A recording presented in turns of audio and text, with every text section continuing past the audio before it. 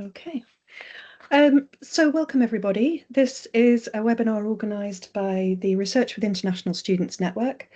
This part of our panel season that's focusing this year on the theme of polycrisis, the idea that there are multiple crises affecting higher education and international students in particular, across the themes of migration and immigration restrictions, policy discourses and narratives that are increasingly hostile to international students, funding crises affecting higher education, climate crises, and I won't go on because it's rather a depressing picture.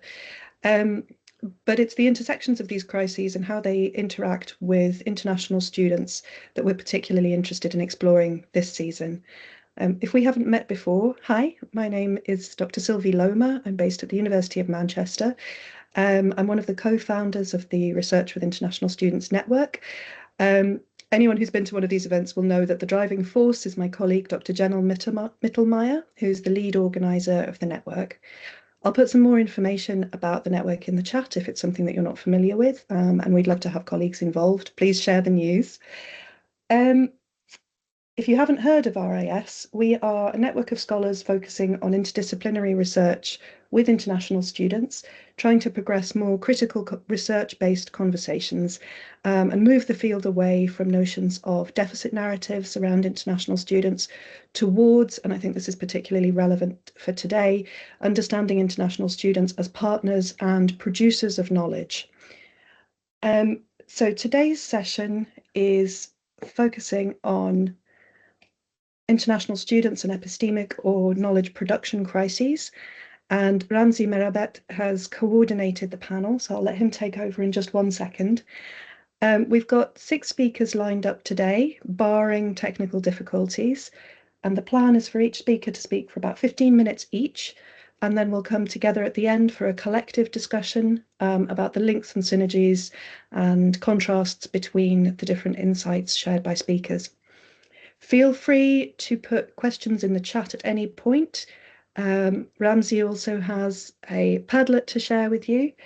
And when it comes to the discussion, you can write your questions in the chat for me to read out loud, or you can raise your hand either virtually or actually physically, and I'll keep an eye on the cameras at that point, and voice the question or comment yourself. We are recording currently. I do not have the facility to stop the recording, so I'm afraid the discussion section will be recorded. So if you would prefer to send a private message or for me to voice on your behalf, if you're not comfortable raising the question, please feel free to drop me an email or private message me on Teams if that's possible. Right, I'll hand over to Ramzi. Thank you so much, Sylvie. All right, so hello everyone, and welcome to panel 8 as part of Research with International Students panel season. Today's panel addresses the theme of international students and epistemic or knowledge production crises.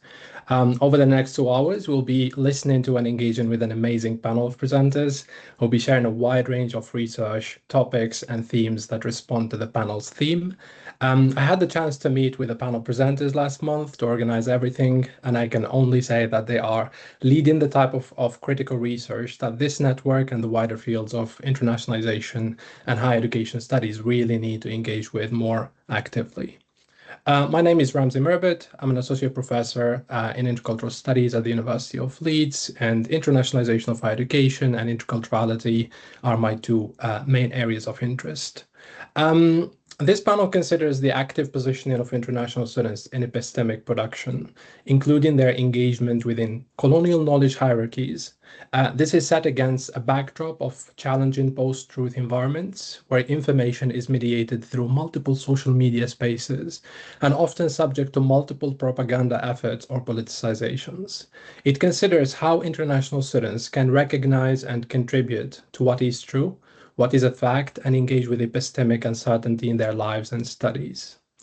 Responding to the overarching theme of navigating polycrisis through research with international students, we will hopefully be addressing another important facet of the polycrisis, that of epistemic or knowledge production. Knowledge production is never a value-free practice. Who makes knowledge relevant? What aims underpin the process of knowledge production? Who benefits and who loses? are all questions that need to be addressed. Research with international students is no stranger to practices that frame knowledge in ways that perpetuate deficit, single stories, dehumanization, differential treatment, and othering. Leading with critical research and alternative conceptualizations of knowledge that prioritize humanizing and appreciating the complexity of beings and their everydays has never been more important. It is through these spaces that we can respond to crisis with genuine knowledge in. It is through these panels that we can get to recognize research with international students as research with actual beings whose sociocultural, political, and economic conditions are as important as ours. We will be hearing from 6 presenters today. The presentations will last for 90 minutes total, followed by 30 minutes of Q&As. I'm sharing a Padlet link where the bios and current research of panel presenters is highlighted. You can use the Padlet to learn more about them and what they are currently working on. Without taking much more valuable time, let us welcome Yaxin, whose presentation title reads Provisional Academic Writer Identity, Chinese Student Strategic Negotiations with Colonial Knowledge Hierarchies. Yaxin, the floor is yours. Okay, thank you, Ramzi. I'm going to share my screen.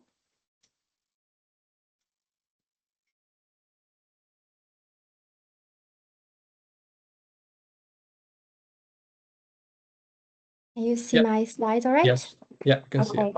Right, so I'll begin now. Hi, everyone. My name is Yaxin. I am a second-year PhD in education at the University of Nottingham. My work is on Chinese postgraduate students' academic writer identity development in one-year UK master's programs. Over the next 15 minutes, I want to talk about provisional academic writer identity, this concept within Chinese students' strategic negotiations with colonial knowledge hierarchies. I would like to begin my presentation with a quote I got from one of my students before. So, this student who is a Chinese pre-master student, when talking about their academic writing, said, "I don't think my voice matters." When I first heard this, I heard individual deficit. I thought they lacked confidence and they hadn't acquired enough of the genre. They needed more support. That was my initial reading. Months later, after learning more about decolonialism readings, I read Structural Critique.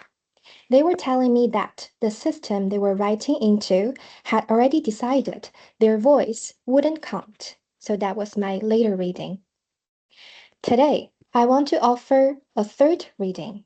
I want to read the sentence as an epistemic claim, as something LY is producing about how UK higher education organizes voice and authority under uncertainty. They are not just being acted upon, they are reading the conditions, and they are reading them accurately. So this third reading is what this talk is about. A quick word about where the material comes from, so the quotes I showed you have a clearer context. So, 3 Chinese pre-master students, LY, JS, and YD, they were doing a 6-week pre-sessional English for academic purposes course at a UK university. We conducted semi-structured interviews in Mandarin after the course. This is pilot data originally analyzed under Ivanich's Writer Identity Framework. What I want to do today is read the same data again across multiple lenses because I think the original reading missed something important about what the students were doing. Here is the first set of things the students said about their writing on the course. LY said, "My self-awareness shifted from messy to a clearer pattern." JS shared, "I now focus on making my reasoning coherent. My writing moved from free expression to more logical structuring." YD shared, "English academic writing relies more on data support, integrating multiple sources." These quotes are about logic, structure, and evidence. On the surface, they sound like development because students were sharing, I was one thing before, and now I'm developing to a clearer version of another thing. So it seems like the course has worked. And the second set of the quotes, where they talk about their previous writing in China. Wai said, in writing back home, I don't think I used enough critical thinking. For us students in China, we really question things. From JS, Chinese people prefer to give a lot of background and indirect hints. This way isn't as straightforward as foreigners, here specifically referring to Anglophone background, especially those from Anglophone backgrounds.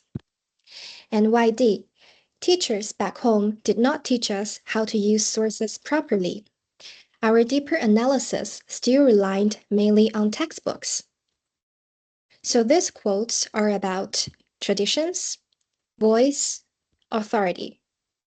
And here you can hear something more uncomfortable than development, because there's comparison, but not just neutral comparison.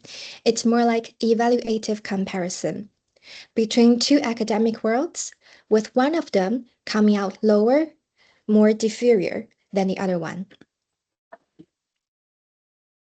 So there is a familiar way to read this. I want to name it before I complicate it, because the reading is not wrong, it's just not the whole picture. On one side, we can see devaluation.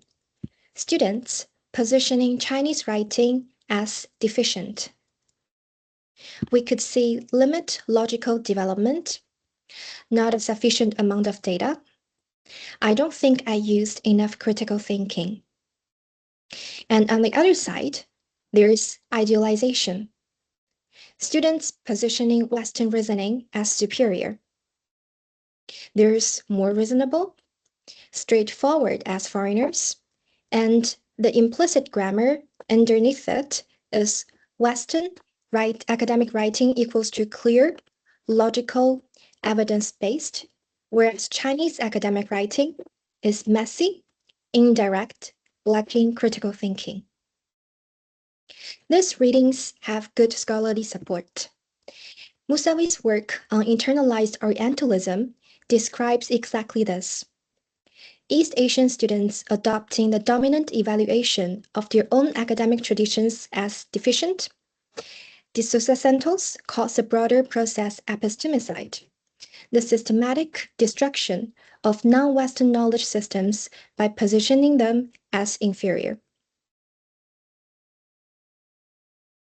Okay, and right, and here I would like to share a piece of feedback I received on my abstract for this panel, actually coming from Ramzi, because it changed how I'm framing this work. So the reviewer wrote, the reference to Chinese academic traditions versus Anglophone conventions could lead to an essentialized categorization that doesn't fully reflect reality. It is right. The devaluation, idealization binary I just showed you treats Chinese academic tradition as one stable thing and Anglophone convention as another. It treats students as people who have been captured by the binary, and it pre-decides what they can do inside it, namely either resist binary or be colonized by it. Taking the reviewer's point seriously means treating the devaluation, idealization reading not as my analytic endpoint, but as a structure students are working inside. So the interesting question is not whether the binary is real. Structurally, it is. The interesting question is what students are doing with it. So I want to read the same quotes again with a different question. Not are students internalizing deficit, but what kind of epistemic work are they doing in the act of saying these things? Take messy to clear a pattern. The familiar reading is self-deprecation. The rereading is this. LY is naming the difference between two evaluative grammars. They're articulating, comparatively, what each grammar treats as good writing, and that is meta-epistemic work, the work of someone who can see a system from outside it. And take more reasonable. The familiar reading is idealization. The rereading is this. YD is weighing one rhetorical logic against another, under assessment pressure. They are making a judgment, not necessarily an irreversible one, about which logic carries weight in this context. This is calibration. And my voice doesn't matter. If we treat this as an epistemic claim, it is accurate sociological observation. LY is reading the gatekeeping conditions of UK higher education, and they're reading them correctly. Comparison, weighing, judging. They are not symptoms of deficit. They are the labor of an epistemic agent under uncertainty. This is where I want to name the concept I am proposing, provisional academic writer identity. The natural reading of provisional is temporary, half-committed, not yet finished. The kind of identity students put on for a year and then take off. The reading is partly true. One-year programs are short. Students do leave.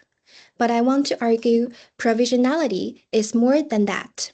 It is an epistemic stance under uncertainty.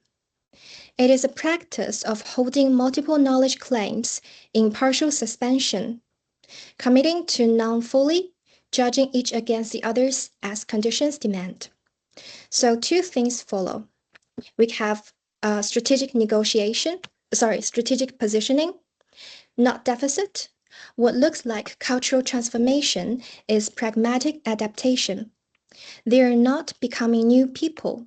They are learning what the assessment demands. And second, what looks like disengagement, my voice doesn't matter, is calibrated participation under structural marginalization. The flatness is not absence, it is judgment. And this concept draws on three bodies of work, from Leah and Street's academic literacies, writing as identity work, from Norton, investment as purposive engagement, from Turner and Marginson, the in-between state as a structural position, not a failure to arrive. Students as agents making themselves under temporal constraints. Provisional academic writer identity sits where they meet. Okay, let me put three claims to the panel directly. First, provisional positioning is epistemic labor, not disengagement, not resistance, but judgment across rival authorities. It deserves to be named for what it is. Second, LY's statement, "My voice doesn't matter," is an accurate epistemic claim about how UK higher education organizes voice and gatekeeping, treated as data, not as deficit. And third, this kind of positioning is exactly the capacity that post-truth conditions demand, holding rival claims open, calibrating commitment, contributing under uncertainty. The students this panel is asking about are doing the labor the moment requires. And finally, I want to be honest about three tensions in the argument I have not resolved. First is the romanticization risk. If I read every deficit statement as resistance or epistemic labor, I miss that real epistemic harm is also happening. And second one, my own positionality. I work inside the same colonial knowledge structures I am describing. This talk is in English, citing primarily English language sources, using vocabularies developed in Anglophone academia. I am not outside what I am critiquing. And the third one, the so what question. Naming students' epistemic labor does not, on its own, change the conditions that make it necessary. So, come to the end. I want to close with a question my abstract ended on, slightly extended. If LY says their voice doesn't matter and they're right, are we willing to change the conditions that make them right? And just as importantly, are we willing to change how we read their provisional positioning so that we can hear it as knowledge, not as absence? Thank you. Thank you so much, Yaxin. That was amazing, to be honest. Yeah, it's very thought-provoking, and the last question is also a call to action as well, to think differently and to consider basically looking at any positioning as strategic more than just a state of being that people are actively choosing to be in a certain way. So yeah, very, very thought-provoking. Thank you. I'm sure many of us will be interested to unpack some of the points in more detail during the Q&A. So as a reminder, feel free to share any comments or questions in the chat, and basically we'll try to address them. Now we move to Ivan, who will be presenting a research project titled Who Becomes a Viable Doctoral Subject? International Doctoral Applicants and the Digital Production of Admissibility. Ivan, feel free to start whenever. Thank you, Ramzi.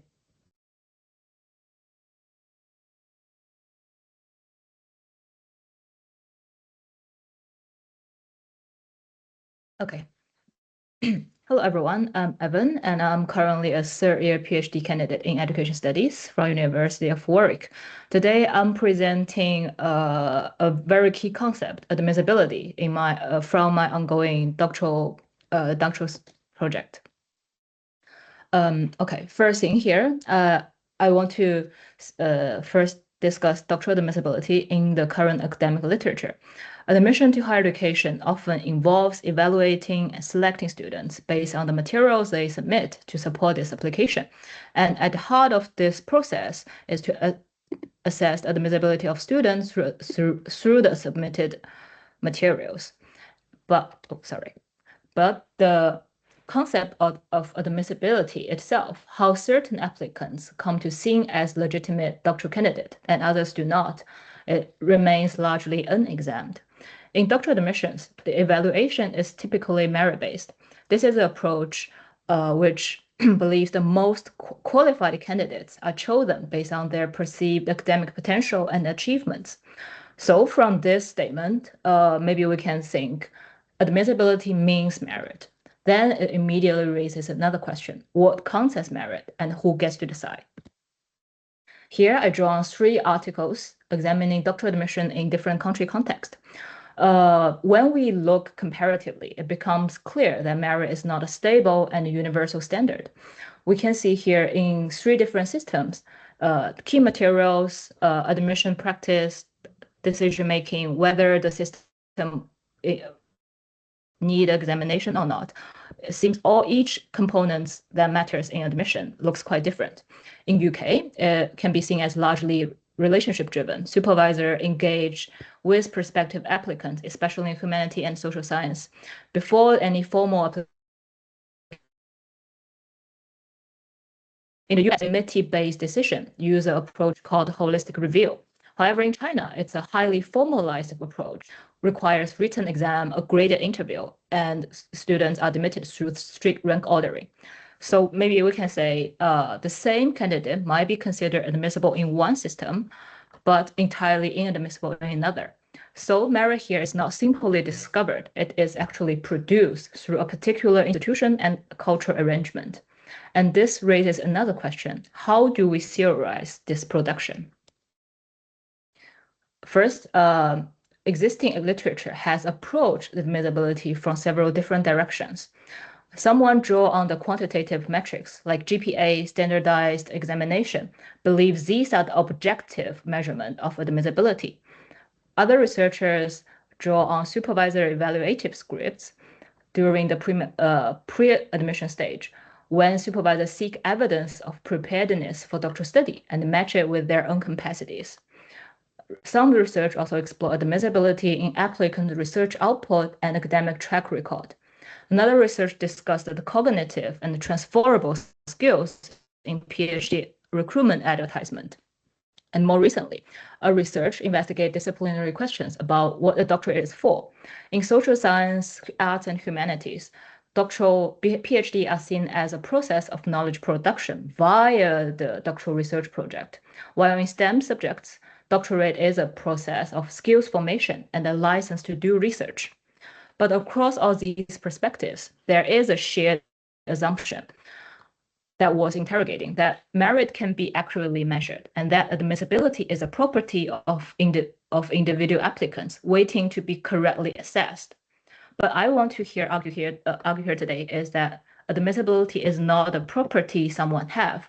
It is a subject position that you are called into or denied. And to make that argument, I turn to Judith Butler's theory of subjectivity.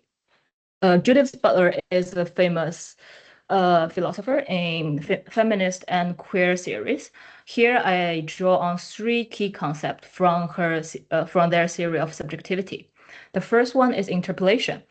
This concept is from Althusser, and Butler argued that subject is not discovered by ideology, it is created by it. The moment of being hauled or being caught is the moment of becoming a subject. Their paradigm cases here is the birth announcement.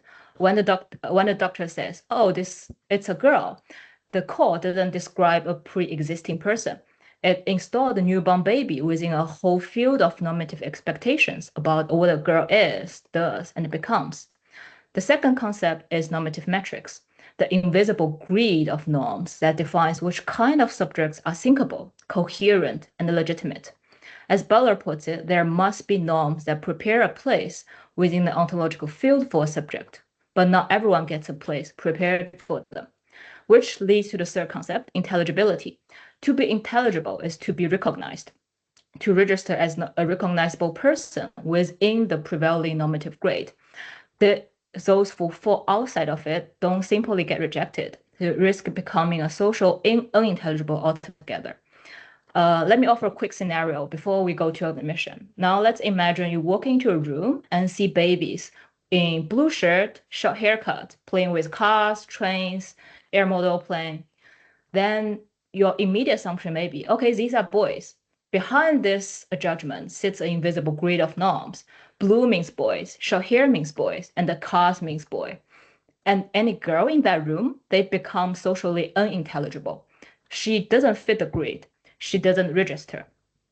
Now hold that image, because I want to argue that the same thing structurally identical happens at the door of doctoral admission. The decision says that it's a doctoral student. It's not a merely selection outcome. It's an ideological call. It calls applicants into being a legitimate academic project, or it withholds that recognition entirely. Admission criteria are the normative metrics. They define which kind of applicants are coherent, legible, and admissibility is the achievement of intelligibility within that metrics. Seeing doctoral admission through this Butlerian lens changes what we are looking at. It becomes less about examining the static merits an applicant already possesses, and it's becoming more a dynamic relational process, one in which applicants encounter in normative metrics of admissibility. They try to decode it, actively work to constitute themselves as an intelligible doctoral subject. With that in mind, now I will turn to the data. The data is are from a 10-month digital ethnography study on Chinese social media. And the posts here I'm presenting today are mostly from participant observation. And the focus of observation is overseas doctoral admission discussion among Chinese students. Okay, let's see how is admissibility discussed and negotiated on social media. Before I walk you through this post, I want to give you some context information because some of the language here is quite difficult to understand, even in original Chinese. The first jargon here is BG. BG stands for background. It's a particular genre of post in the online communities. It's not simply someone trying to introduce themselves. It's a formalized appeal for evaluation. The applicants lay out their academic metrics, like institution, their GPA, their publication, and invite the online community to assess their chances of admission. And Shuangfei here in the post title refers to a tier of Chinese universities. They are comprehensive research institutions, but just sit below the most elite tier. Think of it as strong, but not the most prestigious ones. The first is a post from a user I will call the author, a student with a 3.26 undergrad GPA, no publication, a budget of £15,000 a year for doctoral program, and an aspiration to enter QS top 300 doctoral program in law. And this comment section under this post, I think it's quite instructive. User A questioned the motivation immediately. Why do you want to do a PhD? And the author responds quite honestly, procrastination, a break from work. And she was told that this method makes a PhD absolutely not recommended. User B even goes further, give a full evaluation. No good supervisor will take you. Chinese social science is an isolated system. Your motivation will last 6 months, and even a completed PhD from a third world country program will leave you unemployable. Then the recommendation is to go for a top master in Europe, have some fun, and then come back to China for the civil service exam. What I want to highlight here is the normative metrics operating on all those responses. 3 intersecting norms are visible. First, the BG metric evaluation, strong academic metrics, publications, and prestigious institutional background. Those are the markers for admissible doctoral candidate. This largely mirrors the merit-based admission process. Second, the QS ranking and the global academic hierarchy for doctoral study determines the value of a doctoral credential.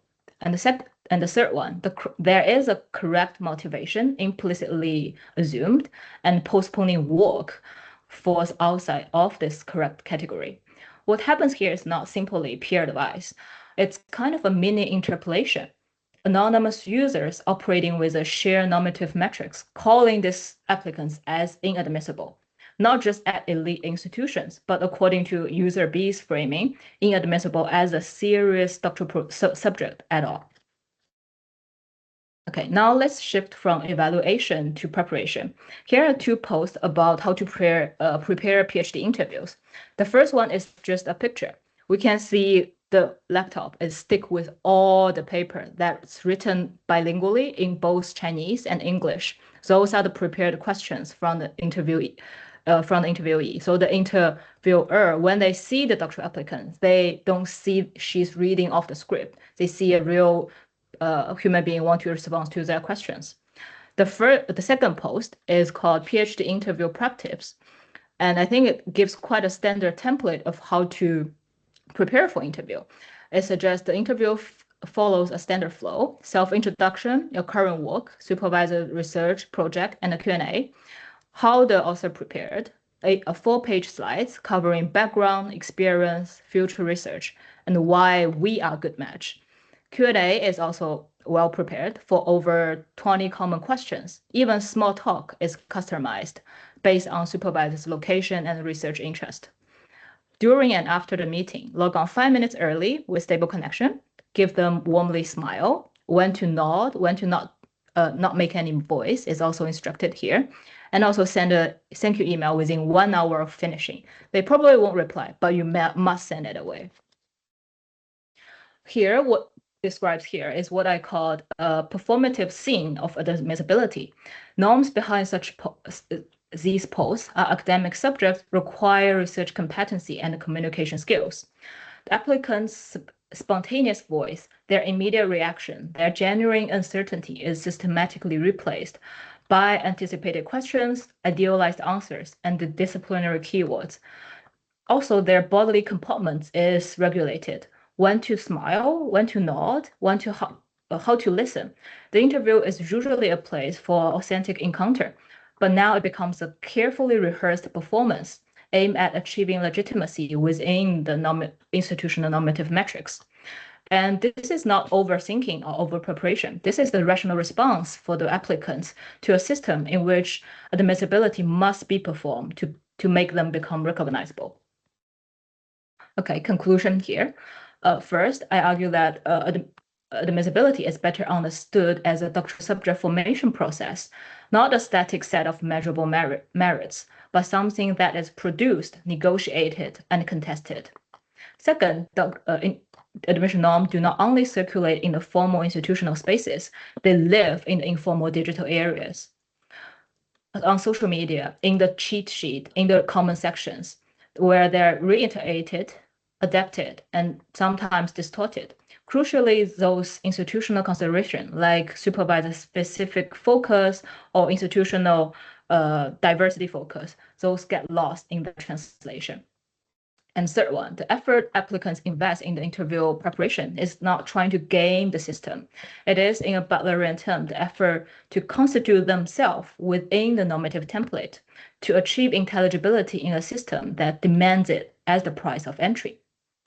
But here, the question still exists.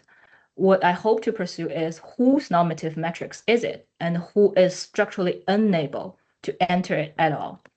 Also, I realize this question has implications that extend beyond admission. Even a student across the gate and becomes intelligible enough to enter the institution, the question of whose knowledge counts, whose way of knowing are recognized, still remain alive. This is a thread my colleague Katia will pick up in the next presentation. Thank you. That's all.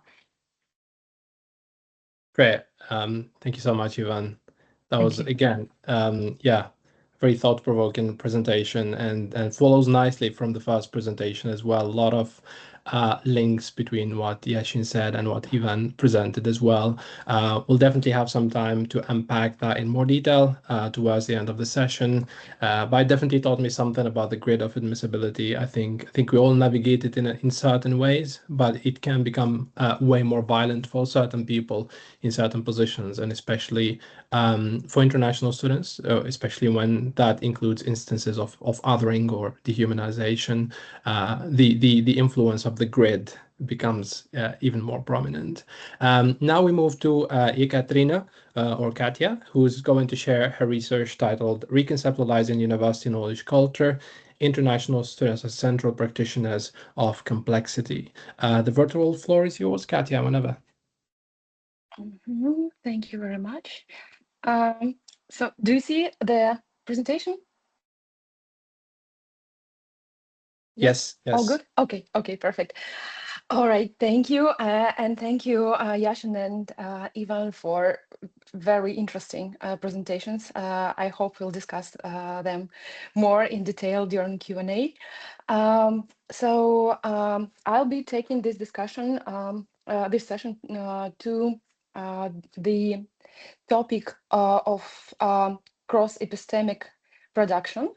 And so in general, the debate about treating international student mobility practice not just as cross-cultural, but as cross-epistemic work has been very much pronounced, especially in the recent years. And there has been done a lot of good work from adaptation theories to post-coloniality over the past 50 years, but now we hear more, and our panel is one of the proofs of that we hear more and more calls about deeper inquiry about what it means to produce knowledge across cultures, what it means to approach it within the systemic interconnectedness.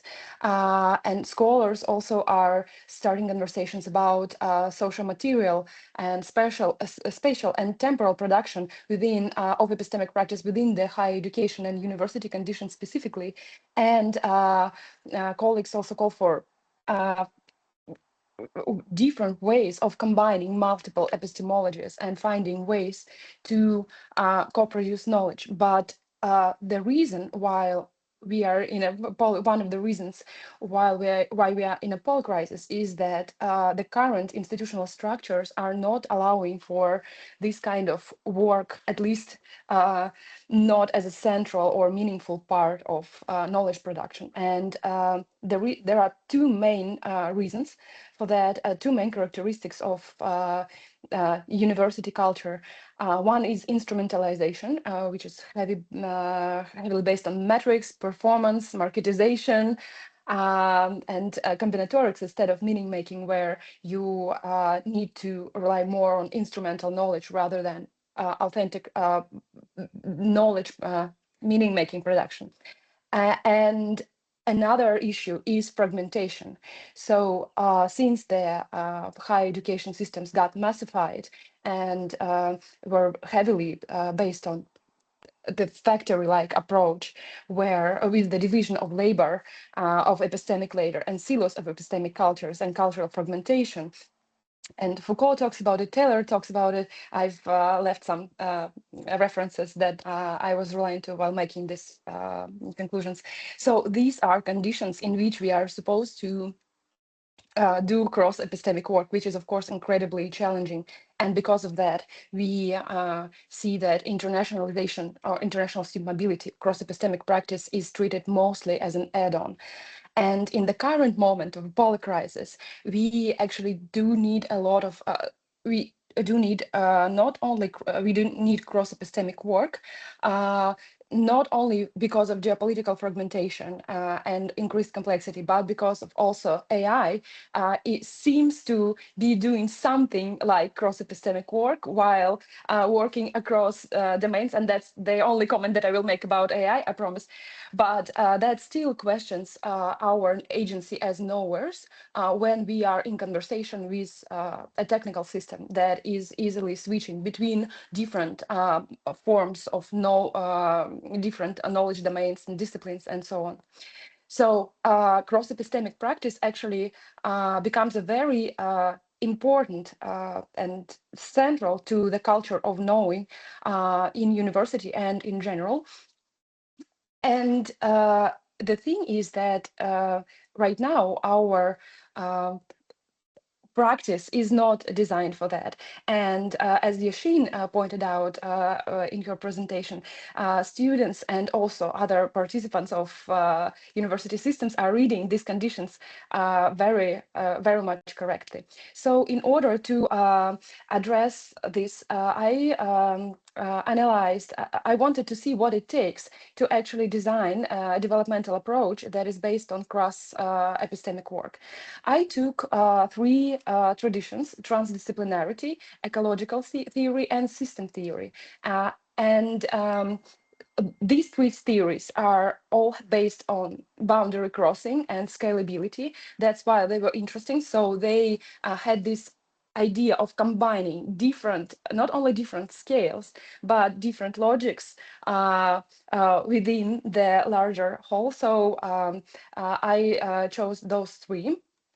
And I analyzed the main principles, the main epistemic and ontological principles and traditions that they embody. And so based on the analysis, I distinguished six specific points that are necessary, that are important and central to every epistemic tradition, each one of those three. That's dialectical and dialogic nature of knowledge, unity and holism are necessarily present as a part of discourse. Emergent and non-linear nature of change, temporal continuity, that means past dependence, historicity, and so on, metacognition and reflexivity, and ethical orientation. So those are the values that all three cross-epistemic approaches are putting forward. And based on this, I offer a definition of what cross-epistemic orientation is. It is an ethically oriented stance characterized by the capacity to engage with multiple logics while recognizing their historical and contextual emergence, their grounding in different ways of knowing and heuristics, and their dynamic interdependence within the evolving whole. This orientation develops through direct encounters with epistemic difference, first-hand experiences, and through recognizing oneself as embedded in these relational dynamics. While the definition itself was relatively easy to synthesize, what does it mean developmentally? So in terms of the framework that we can apply in the university. So I developed a conceptual architecture of what cross-epistemic orientation can look like. Let me bring a more clear picture for you. So So there are seven specific orientations that are necessary, that should be necessarily present within the developmental model in order for that to be actually a cross-epistemic development. And these, it's reflexivity, relationality, historicity, emergence, plurality, holism, and ethics. And these elements can be divided into dialectical pairs. So, for example, reflexivity and relationality is a dialectical pair of self versus other, and that would be an epistemic dimension. Historicity versus emergence is a dialectic pairing of stability versus novelty.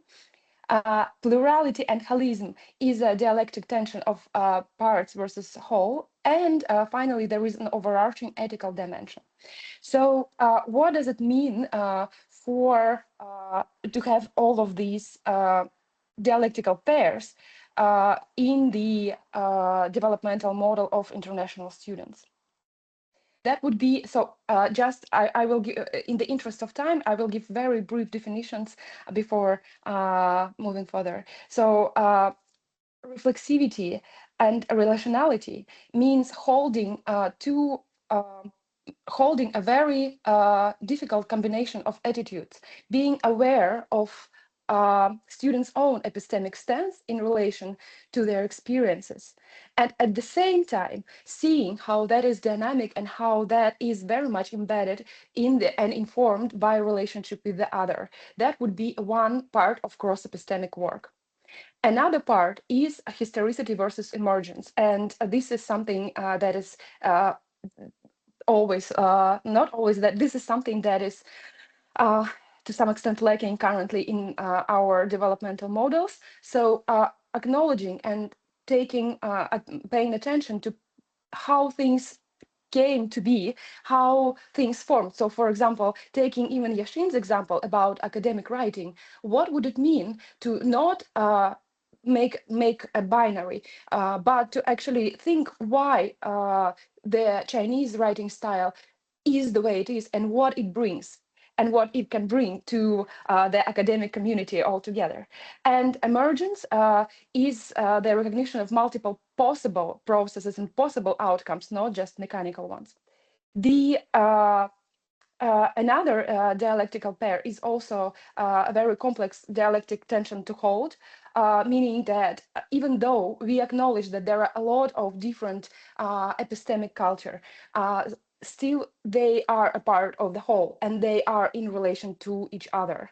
And while we are placing them as binaries, we are often missing that. And this is another developmental orientation that should be that should transfer as developmental exercises within student development. So these and also there are conditions, I will not mention them in detail, but there are several conditions that also should be present. That would be first hand direct experience, continuity of experience. So it cannot be just one event. It should be a repeated experience in order for cross-epistemic orientation to form.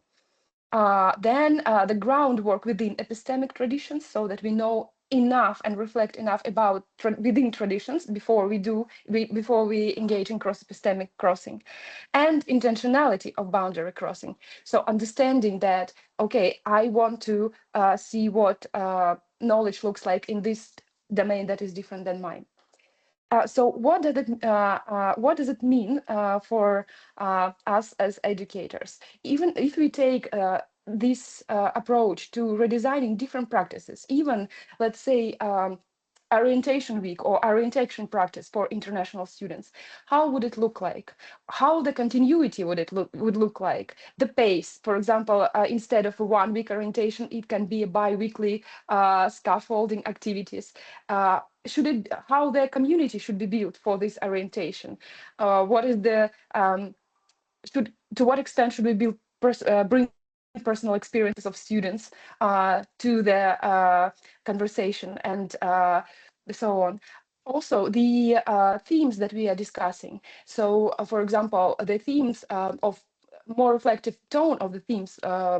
What does it mean to have a good argument in an essay across different cultures? What does it mean to talk to a professor or an advisor, and so on? So those are the topics that should be centered within the work with international students and actually in our daily practical encounters. So such as orientation practice and all sorts of international student community events. But not just that, because that also can be applied within the university developmental models as well. For example, for boundary crossing between disciplines.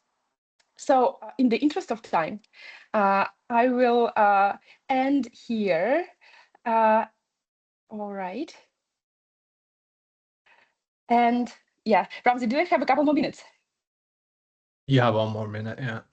Okay, so just to conclude, this is something that I am using as a theoretical model for my dissertation, and I will also have 2 further steps, which are understanding understanding to what extent all of these elements are present in university practice, in international student daily practice, and what are the social, material, and spatial and temporal conditions that either encourage development of these orientations, of these sub-orientations, or actually hinder them. What of these elements are missing? Because it seems that such elements as holistic approach, historicity, emergence, something very close to provisional writer's identity.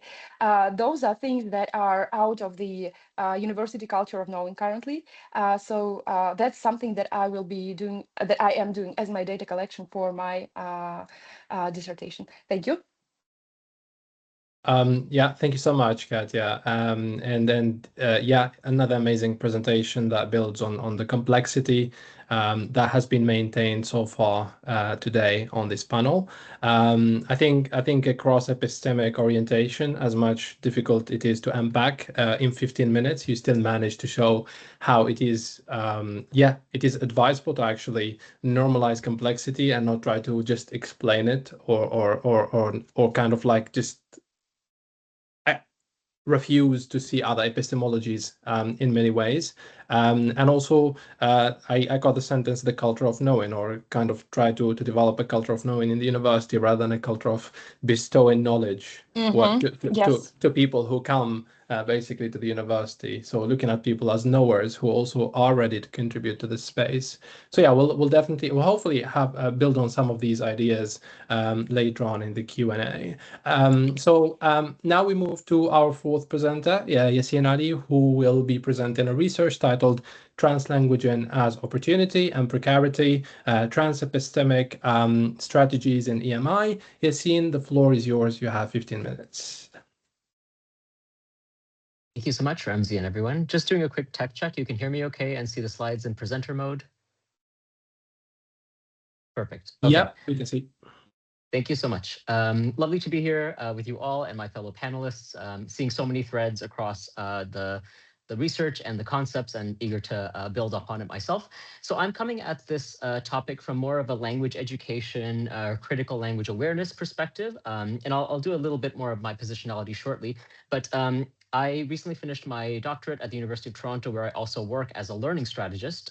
So I have this kind of interesting dual role where I was able to take what I was seeing on the ground, what international students were telling me, what multilingual learners were sharing about their experiences in classrooms and labs, and then build that into a curriculum which was about this notion of Englishing. So language as a social practice rather than a monolith with grammatical rules and a fixed vocabulary, language as something you do in relationship. So I thought I'd start off with a little bit of background because I'm coming from Canada, which might be slightly different from the other landscapes talked about today. So I could talk about many things here, but just to give a bit of background on the real growth of international student mobility between the years of 2013 and 2023, that definitely changed during the pandemic. And now the federal government has introduced international student enrollment caps. So we'll see how that plays out. But there was considerable growth throughout that decade. Also in the context of Canada, as you might know, highly plurilingual, highly multicultural. About a quarter of the population uses a first language other than French or English, which are kind of the two languages that are talked about the most, the official languages in Canada. And not to forget the 70 Indigenous languages that are spoken across Canada as well. But some of the challenges that come to the forefront here are, as many of us have talked about across these panels, the term international student itself conjures this image of racial otherness, accents, lower language proficiency. And Victoria Surtees talks about how this is already in the imaginary within policy documents, within media representation, even on campuses. So that trickles down and is often internalized by course instructors, students, whether users of English as a first language or multilingual. So I'll talk about that, how that becomes sort of taken on by students. Racialized students in particular navigate native speakers' messages, racial linguistic ideology about how they speak English, whether they're accented, even though everyone has an accent, but there are particular accents that are hierarchized. And then also this notion of this double monolingualism. So Canada does get a lot of attention for being bilingual, but it's really this separate monolingual identity where we have French universities, English-speaking universities, and sort of the coexistence of English and French, but not much language mixing, not translanguaging, not code switching. It's really these separate entities. So this is where I enter into the work as a learning strategist. If you're unfamiliar with the kind of work that sometimes they're called learning specialists at different institutions, and we work with students one-on-one around learning development. So those can be very practical things like study strategies, how to prepare for midterms and exams, how to limit procrastination, but also, mindset and how emotions and stress play a role in learning and learner identity, all of those nuances. And what I was finding, particularly around the time of the pandemic, those early days where everything moved online, a lot of international and EAL identifying students were sharing these really worrisome anecdotes with me. So I'll just click through and I won't talk about them all. But some of you might have interacted with students who apologize for their English as a preamble to conversation, like, I'm so sorry for my English, it's really bad. Or sometimes they've been corrected in class without permission. So students often talk about feedback if it's negotiated. If you've asked your roommate to give you, a sense of how the slang is in a particular city, that's one thing. But if you're constantly interrupted, that's the right pronunciation, then that really starts to become this anxiety, this notion that I speak the English, the language incorrectly, and therefore I should just not even try, because every time I take a gambit or try something out, I'm corrected by my peers. So all of these and more are representative of what Catala calls epistemic injustice, both from this notion of hermeneutical injustice, where there are less resources to draw upon because it's within this Anglophone Western sort of paradigm of knowing, and also testimonial injustice, where students have less resources to draw upon because there's this notion of English only and all other languages are banished or not welcome within spaces of learning.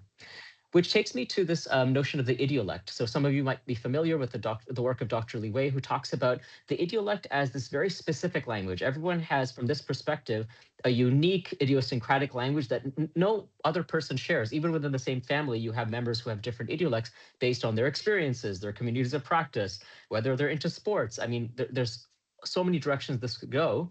And what I love about this notion is this analogy of a snowflake, that no two idiolects are likely to be the same, and no single individual's idiolect is likely to be the same over time. So this notion of language being dynamic, it changes over a longer period of time. It's not something that's static or you're stuck with something. It is informed by the people you're around, and you might want to imitate them. And talking to students about, even if you are concerned about a so-called accent, your accent also is not going to be the same all your life, because it's going to be impacted by those, again, experiences that are cumulative. So I took these two concepts and put them together, epistemic injustice and the idiolect. And I shared this with students actually who were really moved by this representation, where if you look at the first idiolect to the left of the screen, this might represent a monolingual user of English. So in this case, this person is able to draw upon their full idiolect because they use English as a first language, so they can translanguage between slang and dialects and different registers of language, whereas we tell international students, multilingual students, only speak in English, right? Only that fraction, and they're not able to draw upon that rich plurilingual repertoire. So this immediately becomes a huge disparity. And once students saw it represented in this way, they thought, yeah, this is not fair because I'm asked to work within a very, very small parameter, and other students are able to draw upon all that cultural knowledge, whether it's linguistic, whether it's coming from cultural references, media, and I have to operate with this very limited notion of participating in classrooms. But if I was able to expand that knowledge base and bring all of that to the table, things would be a little bit more of a fair game. So the 2 points here I really try to stress are translanguaging, and I'll try to bring this up throughout the presentation. I didn't define translanguaging, but the way I see it as an orientation to language. So you might see it as a language practice where you're switching between English and French, let's say. But to me, translanguaging is more than linguistic information. It's also semiotic information. It's also if you bring up your phone and show someone a picture on your device, if you're using gesture and sign language, that is all translanguaging because it's between and above language as well. So translanguaging allows this full spectrum of resource across an idiolect. So it really privileges everyone in a learning space, not just someone who speaks the language of instruction. And also this great point by Zheng and Xu, who talk about translanguaging as related to epistemic justice and student agency because it returns language to them. It's not about the sort of normative or expected language of learning. It really allows the student to enter into that. So if they want to use English only, that's great. But if they want to draw upon these other languages, that is available to them as well. So this is where my intervention, or lack of a better word, my curriculum comes in, where I developed a workshop, which was really about challenging native speakerism from this perspective, that English is not a bounded thing. It really is, again, this negotiation. It's about strategy. You might need to clarify. You might need to recast. Can you say that again? I'm not familiar with that idiom. So trying to normalize that as a language, it's not remedial. It's not some kind of compensation strategy. Everyone does this in any language. So it's no different in English, which has so many dialects, global Englishes, if you will, so many variations that we can't expect that we'll understand each other at first pass. So this is just a promotional slide that we use to kind of draw students into the workshop. I won't go through this in the interest of time, but these were the different stages of the study. So it was mixed methods. There was a little bit of asynchronous work. There was that workshop I talked about earlier. And by the end, where students had participated in modules about what is intercultural communication? Can you use translanguaging in your classrooms? What are some of the risks that come with that? Reflect on your idiolect. And I have an example of an idiolect map by a student, culminating in a final interview where I really tried to ask the students what they had learned. I didn't want to presume that I could take that student's learning and analyze it independently. With this workshop or this panel being about research with international students, I really wanted them to have an equal seat. As much as the power dynamics afforded that, there will always be that power distance with me being the researcher, someone who works at the institution. I was always very cognizant of that. But I really did invite students to critique the curriculum, to challenge translanguaging if they wanted to. Some students were really eager to think about code switching. That was a much more familiar and accessible framework. Translanguaging sometimes felt a little bit vague to them, but there was room for a little bit of that dialogue and engagement. A quick snapshot of the participants. So there were 22 students. The only criterion for participating was that they identify as an English as an additional language user, which I know is itself a little bit of a limited acronym. But of those, 18 students were study permit holders, which from the definition of Canada, those are international students.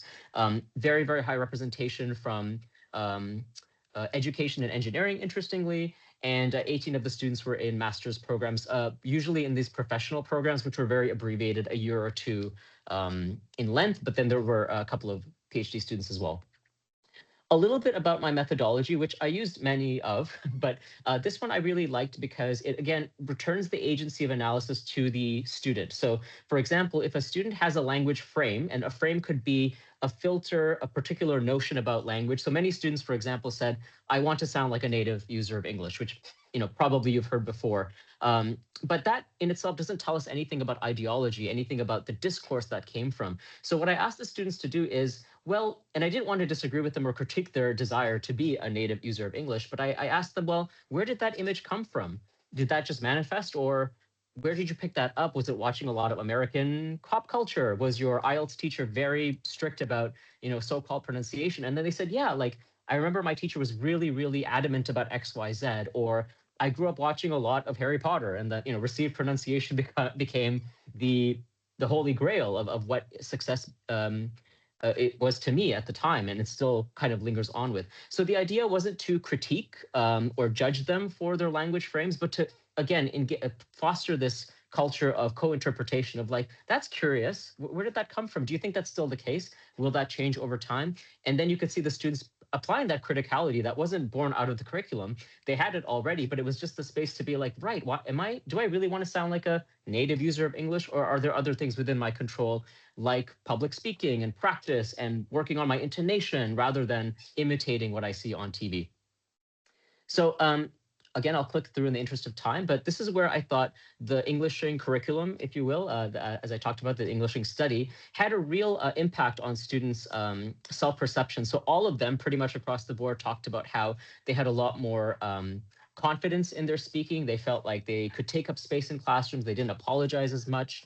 And the two I'll talk about here are about particularly how all named languages are social practices. So we talk about Swahili and Japanese as if they are monoliths, but in practice, they're much more malleable. The borders between languages are quite porous. And as a learning strategist, I was really interested in what students were talking about in terms of translanguaging across different registers or discourses to help them learn, to be effective students, to feel confident in what they're writing about in papers, or what they're generating in class in pure discussion and presentations. And then the last point here is that students did kind of resist this notion of translanguaging in writing. They said, writing is kind of fixed, right? Like if I want to go into academia, I have to acquiesce to this notion of standardized English. But speaking is a lot more flexible because I can kind of judge my audience's willingness to see that as a possible resource, or if I see that people are a little bit resistant to it, then I can switch back to, sort of standardized modes of English, but speaking seemed to be a little bit more amenable. So I'll just pause here so folks can take a look at this idiolect map by Hannah. So I'll just share a little bit about her. She at the time was a 24-year-old exchange student from Japan, so only at the University of Toronto for a semester, and identified as female and Asian.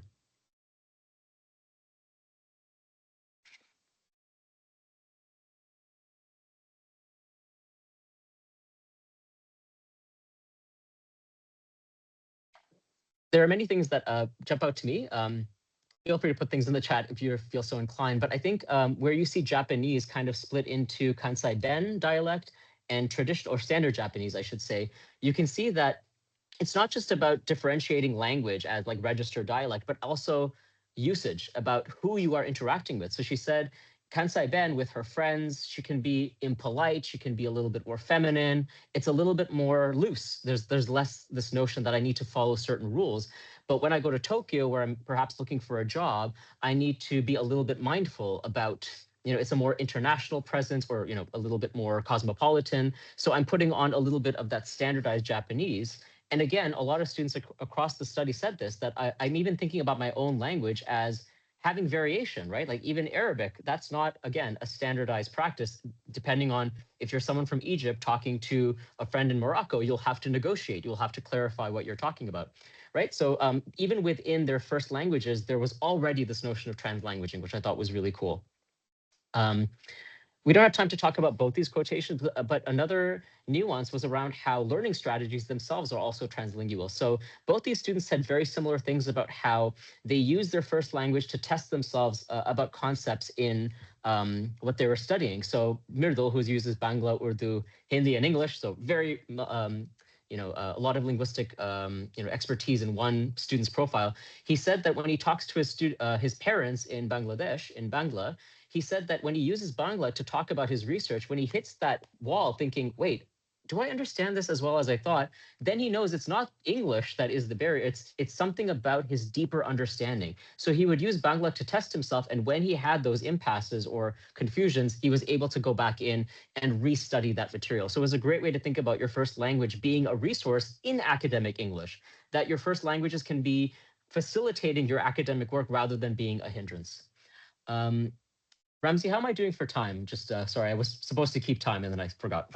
Yeah, you have 1 minute. 1 minute. Okay, so we will jump ahead. I just wanted to bring up the criticality that the students brought. So, it wasn't all sunshine and lollipops, as I like to say, that students talked about. Accent is a big deal, right? It's about social integration. There are costs of translanguaging, right? If I want to stay here for permanent residency, I do want to be a native user of English, but I did think this was really fascinating that students were recontextualizing native user. So they said, it's not an IELTS test that will determine that. It's not a compliment from an L1 user. It's me. When I enter into that space of confidence, I know that I'll be a native speaker, which I thought was a really great way to kind of turn the tables and reclaim that. This was my last slide anyway, but yeah, just wanted to acknowledge the limitations, 22 students, very particular sites of inquiry. But I talk about this notion of Englishing being a holistic orientation to languaging that really generates these bespoke learning strategies, meta-languaging. I mean, Katya was talking about meta-cognition as this really valuable resource where students, again, it's returning agency to them about language choices and therefore mitigates that epistemic injustice. And I will stop there and return the floor to Ramzi. Thank you so much. Thank you so much, Yaseen. That was really good and really thought-provoking, equally thought-provoking as the presentations we listened to so far. And it's really good, at least for me, to say or to see that translanguaging is being more normalized in research with international students and more normalized in our network in a way, and it is penetrating research and the way we look at beings and the way we look at students as whole beings, as basically Vivian Cook would put it, and also drawing on the works of Li Wei, for example, or Grosjean, who basically in the past talked about translanguaging as a constant practice rather than something that somebody does, basically. So yeah, thank you so much for that. So just a reminder for people attending, you can engage with our panel presenters in the chat. Feel free to raise any questions or share any comments. We'll try to select some of the comments or questions towards the end. Now we move to our fifth presenter today, Christie, whose presentation title reads Reconceptualizations of Migrant Youth Safety, Lessons from Participatory Research Along the Thai-Myanmar Border. Christie, the virtual space is all yours.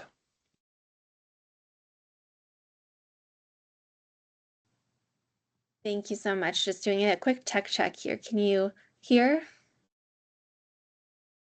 Yes. And then I'm switching my screen. Can you see the screen now? Yeah. Okay, perfect. I can't see the video, but I can see my screen. So just let me know along the way. Welcome. My name is Christie Young Smith. I graduated from American University with an EDD in Education Policy and Leadership. So I'm really grateful to Yaseen to getting us in the practice of looking at student work, because I will be bringing a bit of that into this space, as well as to the other presenters. I'm also going to bring in Katya's idea of polycrisis, because we are going to be looking at the border of Thailand and Myanmar, where there's been significant civil war happening, and also bringing in the original framing of this as humanizing knowledge construction and really centering research with whole beings and students as human beings.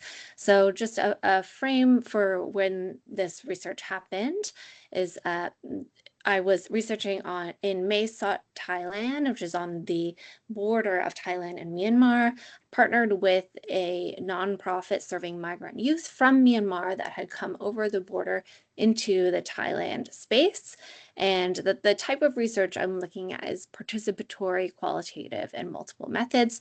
Participatory research being a fantastic structure in research to center student voices and youth voices, as well as to make sure that the individuals that you are working with and alongside are active in the research production, and it's not an extractive research process. So that's just a little bit of background. I'm also going to show a bunch of pictures of the youth because they are the center of this. So very quickly the opportunity to do this research. There's a great opportunity to just continue to build knowledge around migrant youth safety in the region, to continue centering migrant youth voices, perspectives, leadership, building frameworks that think of safety multidimensionally, especially in emergency settings. And you will see that I was an educator for 10 years. I'm really looking at how can we use educational pedagogies and practices in the research space to more deeply do student-centered, youth-centered work in research. And then a little bit of background on the problem of practice, that there's fairly limited research from youth points of view. So that's bringing us into the epistemological space. There's been many crises or polycrises that build on each other: a military conscription law, COVID-19, USAID being pulled out of aid there, as well as an earthquake last year, that the crises build and there's not enough time to reconstruct in between. And then there is a long history of ethnic conflict. And when we're talking about epistemology, we always have to be thinking about colonization as prioritizing Western epistemologies and how that has historically affected academia, as well as what we value in knowledge and what we think is facts. So the British had colonized Myanmar, as well as Japan during World War II occupied Myanmar.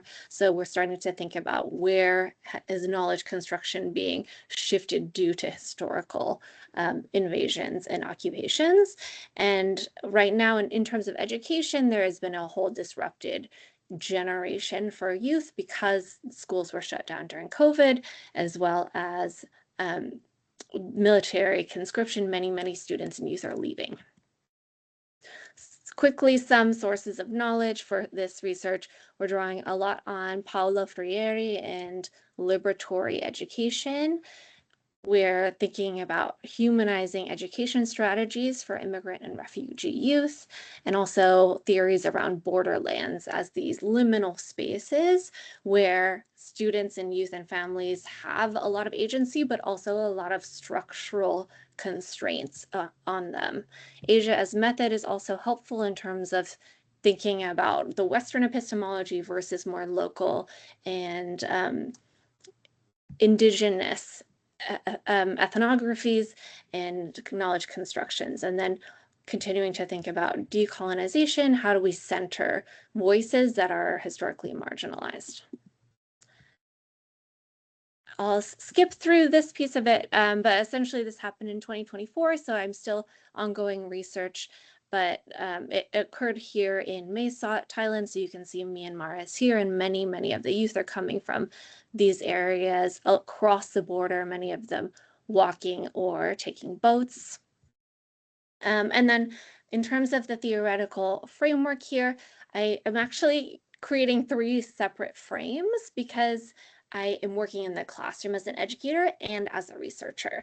So when I'm doing the historical analysis, I'm really looking at and pulling in undocumented theories, because these youth are coming into another country without documentation, intersectionality, as well as the Bronfenbrenner's ecological systems theory to talk about different systemic issues that are informing some of this work. And then I had a whole separate frame for me as an educator: critical pedagogy, social constructivism, humanizing education, and then the participatory methods. So this is complex, but if you're on the ground with students, you really have to pull from many different places so that you are grounded in different theories as a researcher, as an educator, as someone who is working with people. And then the research questions that we were really looking at: how did they experience safety, and also youth conceptualizing safety. So they were part of the research to really dig into that idea of safety and come up with new knowledges around that. I'm just doing a quick time check. So you can ignore this on top. This is a research question and how I'm pulling some learning objectives into it, but take a look at some of these photos of the work that we're doing alongside the youth, with them as co-researchers, that they are in talk circles, they're playing games, they're doing body analysis, which is really interesting from an epistemological standpoint, that the body holds knowledge too, and that has not typically been thought of as relevant and academic fact, but within Indigenous communities, it absolutely is. So can we shift the way that we're thinking about research to be very community driven, to be looking at dialogue and what students are talking about and producing and drawing and constructing, and also what is happening in their bodies in a trauma-informed way? This is more about creating a safe space, how to use research to create a safe space, a healing place for students who have gone through emergencies. But we also did a lot of more academic work, but this is them constructing the knowledge. So not me as a researcher going through their surveys, et cetera, but alongside each other, we are doing deep epistemological work. We looked at frameworks, we looked at Bronfenbrenner's, and they actually talked back to it and reconstructed it and pulled it apart. Here they're doing photo voice, where they go out in their communities and photograph experiences they had around safety or thoughts they have around safety. Or this one's Maslow's hierarchy of needs, which historically has been applied to migrant settings to think about what do they need? Oh, they need their basic needs met first. Actually, if we look closely, that's not true, and it's much more multidimensional than that. So let me just dig a little bit more into student needs, and Dr. Merabet, if you would give me a time check along the way, feel free. But you can see that we did these student narrative maps where they mapped out the course of their lives and where did they have major things that happened to them, or what were they feeling along the way. This has this like almost lovely mathematical quality to it, but across all of, not all, but a huge portion of this, you can see that they're very similar. This major dip here, this is when there was a military coup in Myanmar, and then after that they implemented a military conscription law to start to bring youth into what the military was doing. And these huge drops here at the same year, if you look more closely there, it has the year, and then COVID-19. And this is articulating that polycrisis of COVID and then military coup and all of these things compounding. And this is just from an epistemological standpoint, this is sort of starting to illustrate how this is happening across a generation and some of the mental health challenges here as well. This is what I was talking about with Maslow's hierarchy of needs, that they actually went back to that and redrew it, and none of them are hierarchical in this way. You can see that they're much more cyclical, overlapping, and one interesting part was that a lot of them prioritized peace. You can see peace here, which was not in the initial hierarchy of needs, peace here at the center, and you can see that safety is in here. And when we were having conversations around this, because in a classroom you get to debrief and really talk, and that's part of the knowledge construction, is that they were saying that without peace, everything else is compromised. Your basic needs, your ability to go to school, your sense of love and belonging and esteem, it gets compromised. So they're thinking really critically about emergencies, about geopolitical tensions, as well as how all of these things interact with what a migrant might need, or a youth in a complex setting might need. So it's not just air, water, food anymore, but we need to think multidimensionally about this. Here are more of the body maps. I would love to think more about how can we make this type of research valid research,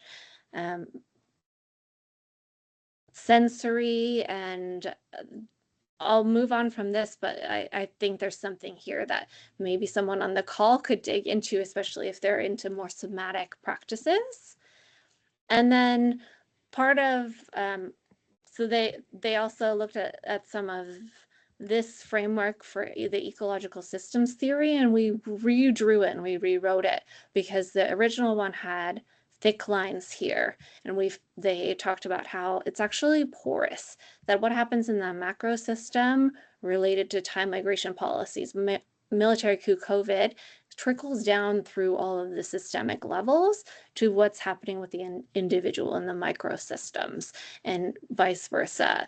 They are thinking about personal and interpersonal safety, structural safety, symbolic safety, as in like what's the rhetoric around migrant youth and immigration? How is that the symbolism of it trickling down to how the individual experiences it, as well as chronosystem discusses time.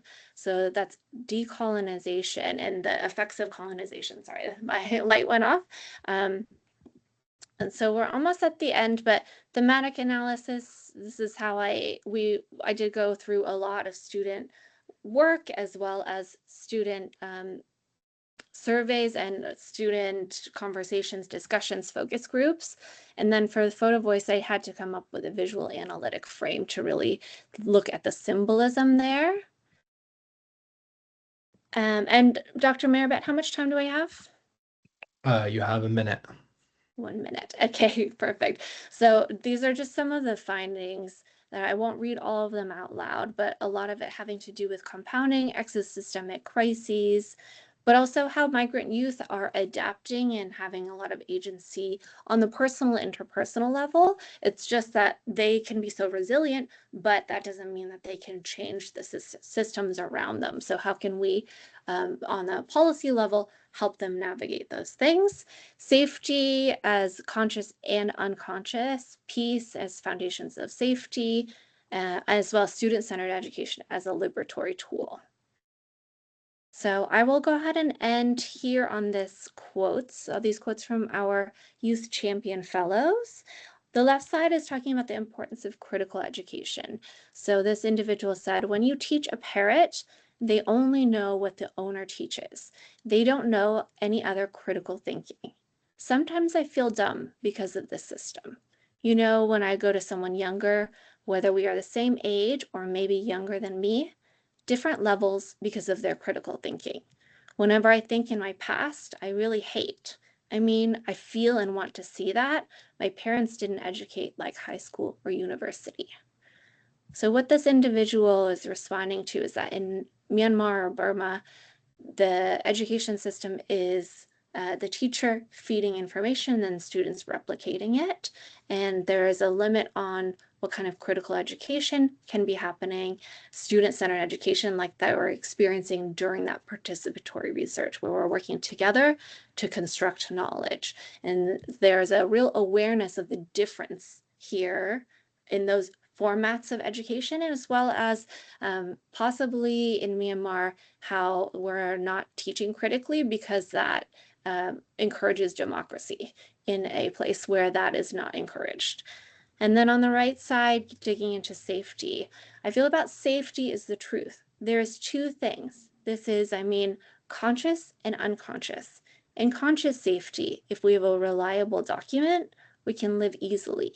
We can go anywhere easily and we feel safe ambitiously. This is conscious safety, and unconsciously, I am here, I feel depressed. And if my mom, she encourages me, I feel safe. This is a precious safety for me. So here, I am not safe. So this is students developing epistemologies around safety, about how safety is conscious and unconscious, and bringing in this idea of documentation as something that compromises safety, as well as unconscious safety, really thinking about the nervous system and how that connects to family and a deeper sense of safety. So I will pause there, but thank you very much to Dr. Merabet for inviting me here, as well as the other presenters. Thank you so much, Christie. Again, that was very thought-provoking, and it builds on what we have discussed so far on this panel, and it's again a perfect response to a polycrisis and a perfect example of knowledging beyond the established assumptions of knowledge that are already there and that they have a lot of power. It's another research that actually creates a space for alternative forms of knowledge or or knowledge about beings to be known in the first place, which is much appreciated.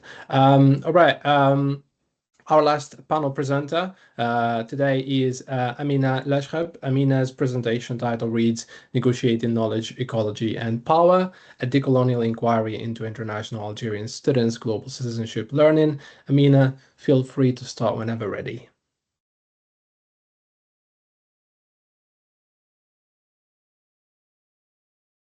I think you're muted, Amina. Yeah. Can you hear me now? Yeah, I can hear you now. Yeah, I can see your screen as well. All right, perfect. So I'm trying to share my slides in a second. Yeah. Right. So can you see the slides on full mode, display mode? Yes. Yeah, okay, perfect. Thanks so much, Ramzi. It's a pleasure to meet everyone today. So good afternoon. So today I will be presenting my research on global citizenship, ecology and power, focusing on Algerian international students in the UK. So look at how knowledge, identity and power are negotiated in international education context through a decolonial lens, but I would be more sort of emphasizing how did they develop global citizenship learning in the light of these factors. Let me just move to the next slide. Yeah, so just to say that this was a part of my, most of the data that I will be sharing today and the research is part of my PhD study, which I completed in actually 2022. But the ecological perspective or aspect that I will be covering today was in response to a call for a paper that looks at ecological turn in intercultural communication. So I did write an article for that topic. Therefore, I will be presenting findings from both studies. Okay, so why are we talking about global citizenship now? So we're currently living in what many scholars are calling a polycrisis, including climate instability, environmental issues, migrant politics. So we're seeing what is happening in the many universities or governments now, and how the discourse is going on about international students recruitment, visas, deservingness of the status, geopolitical tensions and epistemic uncertainty. So global citizenship appears or comes up as a solution to some of these issues, but one of the questions that come from a decolonial perspective is what kind of global citizenship is being promoted, by whom and for whom. So my research suggests that we need to decenter dominant knowledge systems and try to challenge those ethnocentric perspectives in global citizenship education, particularly that it is now one of the values that we try to promote both in schools and in higher education contexts, including the international higher education context. Are also called to reposition international students not just as recipients of knowledge or recipients of those values, but also as agents of change and knowledge contributors. Sorry. Yeah, so the paradox of global citizenship education, so there is obviously, based on lots of the literature, a clear tension between promise and reality. So a lot of higher education institutions, particularly in the international ones, promote global citizenship education as, or claiming that global citizenship promotes sustainability, inclusion, building peace, and developing intercultural understanding. But in practice, sometimes it becomes driven by employability agendas. So a lot of employers now are looking for global citizens or graduates who are global citizens, but what does that actually mean in reality, and how is that experienced in the context of education? That raises a lot of questions, which hopefully I'll try to address some of them through the lived experience of my participants, research participants. Also, global citizenship education tends sometimes to be dominated by sorry about the term, or I'm a bit cautious of about the notion, but what we call Western knowledge system. There's also this tokenistic inclusion rather than meaningful participation. So in other words, universities often promote global citizenship, as something that is transformative. So encouraging students to become globally aware, ethically engaged, and culturally open-minded. However, institutional reality, especially based on my data and also recent research, the reality can look a little bit different. Does universities really like teach those values? How is it approached? Where are students' voices in all of this? So internationalization tends to be frequently tied to recruitment targets, employability, metrics, and ranking, which means global citizenship can become more of a marketable romantic notion and label than a critical educational practice. So for international students, this can create a contradiction because they are celebrated as a face of diversity, but their knowledge, experiences, and perspectives are not always meaningfully integrated into teaching or institutional decision making. And that's why my study looks at how Algerian international students actually navigate these tensions and how they negotiate their belonging, identity, action taking, and knowledge within higher education institutions. So in terms of the theoretical framework that I have adopted in my PhD research, I draw on Michael Byram's concept of intercultural citizenship, is because I was more interested in intercultural learning, but then I developed interest in like the action orientation aspect of intercultural learning. So intercultural citizenship for Byram includes knowledge, awareness, attitudes, and action, and these often develop through collaboration between students from different linguistic, cultural, and social backgrounds to create meaningful conversations, dialogues, new narratives, and new forms of action taken. So, for example, protecting the environment or working towards shared projects that serve their communities, whether locally or globally. And there is this interesting study from Byram and colleagues, which talks about some students from two countries who actually had like they had like stereotypes and understandings about a historical football match, and that actually football match led to a big conflict between the two countries. So there were like narratives that were being passed from generation to another, and that became embedded in the collective national memory of both countries. So the students worked on a collaborative project, and as a part of that process, they developed intercultural understanding, and they were able to kind of co-construct and reconstruct those narratives that create separation rather than peace building. Now, in terms of the ecological perspective in my study, so traditional research has focused on, communication between human beings, or what we call the anthropocentric perspective, so the human-to-human interactions.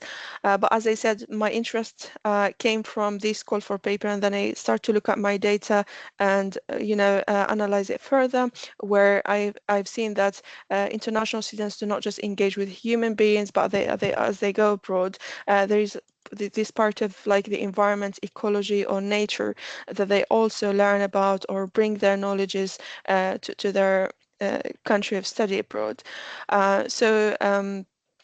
Shifting to consider culture and communication within the context of ecological collapse is what we're looking at. So we're considering those experiences within this kind of perspective. It expands the focus to include like the broader natural world, the environment. We also try to look at how the international study abroad or experience contributes to awareness and understanding of how cultures harmonize, not just like between each other in terms of human being interaction or languages, but also how do they harmonize with nature as a result of that intercultural exchange, and encouraging actions that sustain both culture and the environment. So this perspective has implications for the notion of international person intercultural speaker or global citizen. That is to unpack our relationships with our society, culture, and the world, and bring and cover what has been missing, masked, and excluded in those identities. I learned that in some of the books I have read about this, there are some cultures where communication involves like the supernatural world or talking to animals, or so it's not just human beings. So this involves reconnecting and recovering the disaster associated self, one that has been shaped by individualism, technological advancements, and economic gains. So this approach serves as a means to recover relationships and connections by allowing a deeper engagement with nature, community, and also history. So this brings in like a new perspective of how do we conceptualize or reconceptualize international student mobility and their global citizenship learning. So mobility program must go beyond transactional or holiday experience, as shown in formal research. So we have this example of somebody who is a tourist and goes to a country, but they don't think about the impact of maybe the impact of their travel on the environment, or engage deeply with the sort of practices of that cultural group in terms of nature and environmental protection. But at the same time, when we look at this exchange, we need to think about intercultural citizenship as an education that does not reinforce dominant narratives and hegemonic worldviews. So we try to see or bring into light the students' perspectives which have been marginalized, especially those from post-colonial contexts, as in Algeria. So what do they think about their experience? How do they, their learning about the environment interacts with their study abroad experience, and how is it reshaped? How does it affect also the environment they come into contact with? Okay, so I also look at my studies. Obviously, I'm taking a decolonial perspective. So when youth from different parts of the world, including international students, interact, a lot of the research shows what do they learn, and tend to kind of conceptualize or represent them as agents of help, or recipients of as recipients of help. But this decolonial perspective invites us to look at students as also agents of and contributors to change, rather than engaging in relationships of reciprocal exchange. So these are how we reimagine the role of students when it comes to intercultural citizenship learning. Are they just receiving, or what they are contributing? So kind of changing the picture. Another aspect of my study focused a lot on language. So this also relates to what Yaseen has been talking about, translanguaging. So I did look in my study, did look at the role of language in their intercultural and global citizenship learning. So how did English language and other languages act? Were they like a gatekeeping mechanism, a disempowering or empowering tool? So I did adopt a global Englishes and translanguaging perspective to see how does English, silence or undermine identities, or whether it coexists with other diverse and cultural words of the students. So this was influenced by the decolonial turn in English language education, which entails moving beyond native speaker English, challenging language hierarchies, valuing students' communicative repertoires, and promoting locally relevant pedagogies and knowledge, and addressing power imbalances in education, and recognizing their agency in reshaping language practices. So as I said before, my study was took part with Algerian students who came to study abroad. There was, I'm not going to dig deeply into this, but there were about 12 Algerian postgraduate students who are doing pre-sessional PhD course and also a PhD course. So my research was purely qualitative, and data was collected using a combination of research methods, interviews, diaries, and observation of intercultural events, and also community action events where I did go and observe the students' interactions and experiences. So data was analyzed thematically. So I'm gonna just jump onto the findings. One of the main findings was, where did the students found their voices and opportunities to kind of become global citizens. So unfortunately, a lot of them said that they didn't have any subject that taught them how to become a global citizen. So it was more of a marketing label rather than something that is embedded in the learning. But many of my participants voluntarily took part in community activities, extracurricular activities and opportunities to take action. So for example, Amal talks about how did she volunteer as a teacher in a school to help young immigrants to navigate or develop English skills, business skills, entrepreneurial skills. But what's interesting in this example is that she talks about how does she relate to the immigrants of these students, and she mentions that she does not want to teach them skills that would conflict with their cultural, sort of backgrounds, etc. So this is a sustainable approach. Yes, please. Yeah. We're aware of time. You have 30 seconds. Okay. Okay, sorry. So I think maybe I need to jump onto one example that was interesting by Sarah. So she talks about how she learned, not learned, but engages with the food, how the food is processed in the UK, and how does she go, when she goes to supermarkets, she reflects on things that are wrapped in plastic.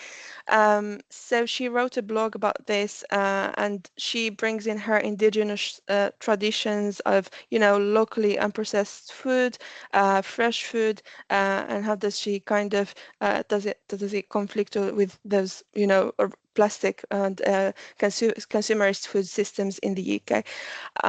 So this is a bit of the ecological and environmental aspect that students talked about as a part of their international experience. So there are more examples, but I think I should stop here, Ramzi, since I've got 30 seconds.